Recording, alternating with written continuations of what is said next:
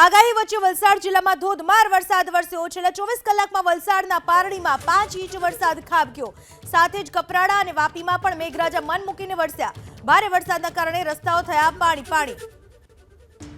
આ વિશે વધુ માહિતી આપવા આપણી સાથે જોડાઈ ચૂક્યા છે અમારા સંવાદદાતા બ્રિજેશ શાહ। બ્રિજેશ, વલસાડ જિલ્લામાં કયા વિસ્તારમાં કેવો વરસાદ? વલસાડ જિલ્લાની વાત કરીએ તો સૌપ્રથમ પારડી અને વાપીમાં રાત્રિ દરમિયાન વરસાદ ખાબક્યો હતો।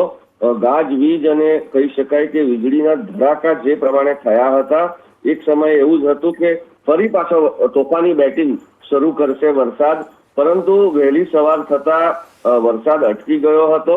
હાલ કહી શકાય કે સમગ્ર જિલ્લાની અંદર હળવો વરસાદ પડવાને કારણે રસ્તાઓ પાણી થયા છે, પરંતુ સૌથી મહત્વની બાબત અસહ્ય ગરમીમાંથી લોકોને રાહત મળી છે, ઠંડક પ્રસરી છે વિસ્તારમાં। જી, આભાર આપનો તમામ માહિતી બદલ।